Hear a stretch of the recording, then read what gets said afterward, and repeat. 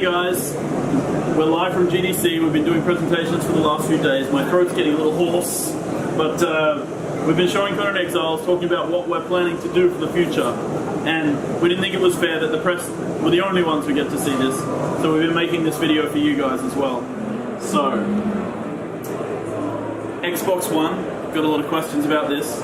Launching game preview, Q3 2017. Followed up by PC, Xbox One, and PlayStation 4, full launch, Q1 2018. So a lot of people have been asking questions about how long we're going to be in early access, when's the Xbox version coming, are we going to PlayStation 4? Hopefully this answers all of those questions. Cool. So let's talk about how we're going to work our way through early access. First of all, regular patches. Every 1 to 2 weeks, on a Thursday, hopefully, we'll be patching with fixes and improvements. Small content like new recipes, content like new emotes, basically the small things that we can fit into patches that happen every 1 to 2 weeks. Beyond that, we'll be bundling content into larger game updates. Game updates contain more significant things like features that are bundled together with large amounts of content to make the entire update make sense. It's all thematic. Finally, major releases. These are more technical releases.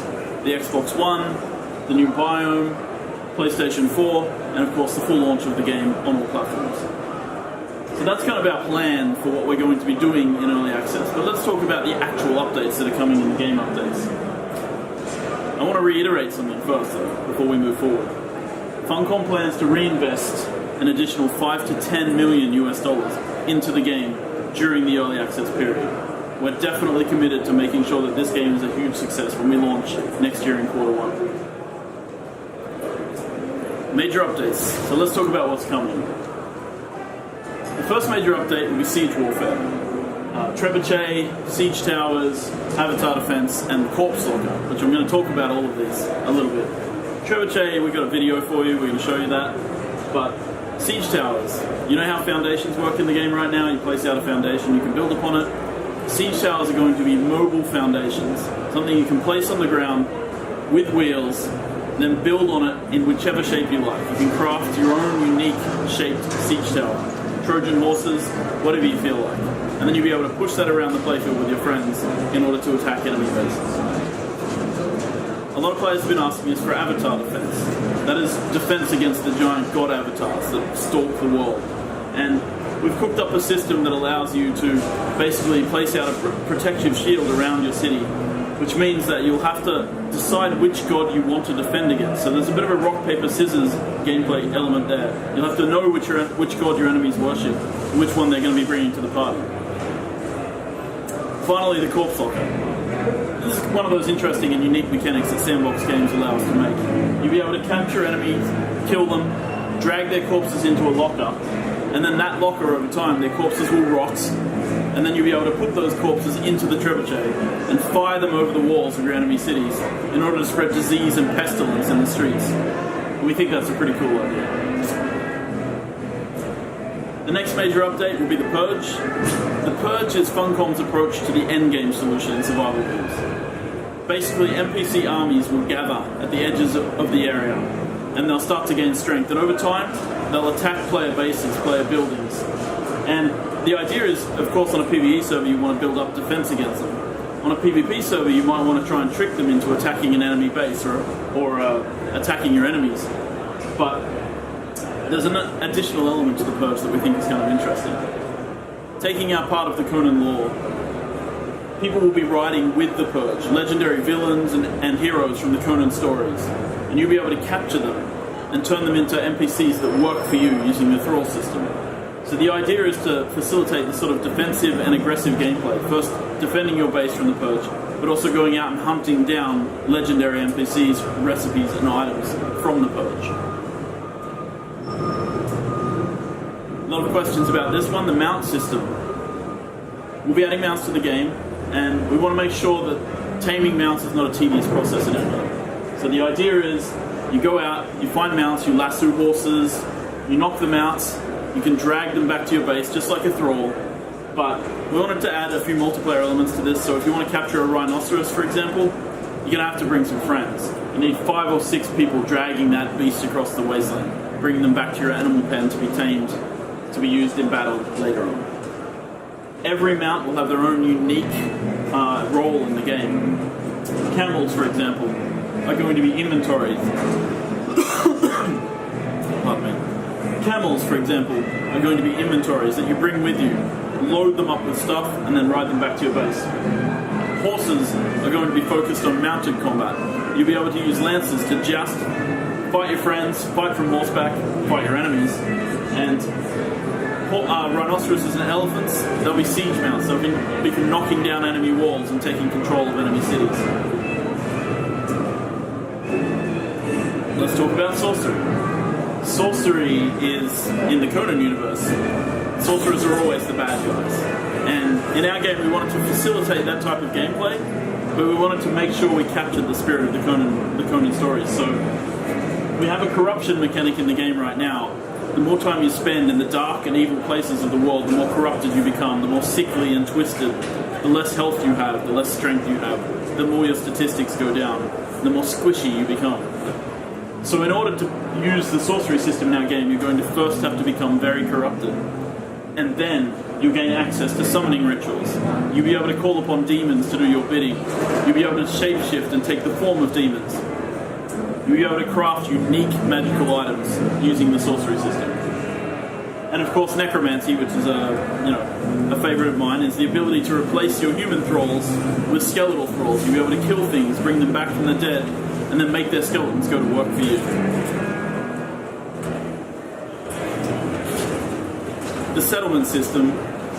We took some elements of Civilization, we took some elements of Sims, we put them in a blender, and we came up with the settlement system. The idea is that players will have full control of Thrall AI within the game, which means that you'll be able to set Thralls to do different tasks, and you'll be able to control those tasks. So for example, you might have a Thrall who opens the city gates when he sees you approaching and closes them when you've entered the city. You might have a Thrall who blows a horn when they see an enemy approaching the city. You might have a Thrall who goes around every day, turning your lights off in the morning and setting them alight every night. You might have Thralls who know where to go on the guard towers and know which patrols to walk along. So the idea is to create a living, breathing city environment through the settlement system, in particular Thrall scheduling. But above and beyond that, we want buildings to support the system. So the idea is to create, taverns where people put their dancers and they get an extra boost by having a tavern building where people can go to relax and remove their corruption. We also want to do things like roads, which give you a speed boost when you move along them. And of course, we consider this a natural conflict point, because if you're building roads between bases, you're going to be traveling along them, and then your enemies in PvP will know where to find you when they want to. So we're hoping the settlement system brings an element of life and dynamic AI to the world. Of course, not everybody wants to play the game in the desert, so this is introducing our first new biome, the Highland biome. The Highland biome comprises of, obviously, highlands. It's very much the Cimmerian type area and the Vanaheim type area of the Age of Conan franchise, the Conan franchise. So, snowy mountains, scrubby highlands. We'll be adding a temperature system to the game, which means that you'll need to wear warm clothing when you want to go into the snow areas. It means that you want to wear cooler clothing when you're back in the desert. And of course, every new biome comes with things like new factions, new creatures, new areas to explore, new points of interest, and new religions with new gods to follow, and new avatars to learn to control. So that's a quick look at the longer-term yearly updates that we're going to be doing through the launch of Conan Exiles. But I wanted to show you what's coming very, very soon for the game. So let's have a look at what's coming in the next month. So, the very first thing that I want to talk about is the dying system. As you know, we have quite a bit of character customization and character creation in the game, but we wanted to bring that level of customization to players' personal effects, armor, weapons, and items.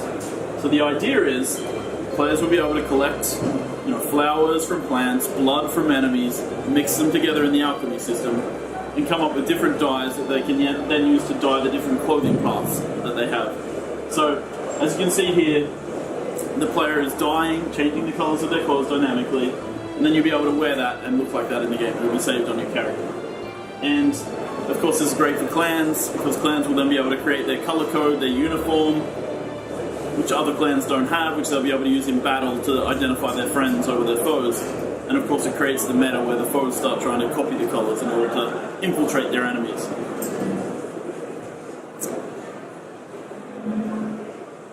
Next up, we have the siege weapon. So one of our first updates is going to be the trebuchet, and I want to talk a little bit about our philosophy behind the trebuchet. First of all, the trebuchet is placed on a rotatable base, and you have to build it up in several parts, and those parts are very heavy, needing you to either make several trips or several people to carry them. Then the operation of the trebuchet requires that people work together to aim the trebuchet, to reset the trebuchet, and to pull the lever which fires the trebuchet. And players will, you can do it on your own, you can definitely do it solo. You'll be much more efficient with a 3-man team working the trebuchet. As you can see, we've just fired, we've completely missed. And that's because the trebuchet has an additional mechanic. We've added a counterweight mechanic. Players will need to range find on the trebuchet by adding the appropriate amount of weight to the counterweight system in the trebuchet.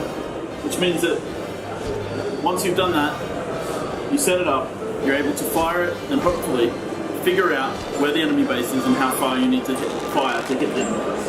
And of course this gives players the opportunity in PvP to come down and attack the trebuchet before they manage to range fire, and it gives people this ability to cause conflict. And as you see here, we have fully destructible walls, but marketing of course tuned this up a little bit, so in the real game it'll take more than one stone to smash down walls, trust us. Finally, I want to talk a little bit about our philosophy behind Conan Exiles.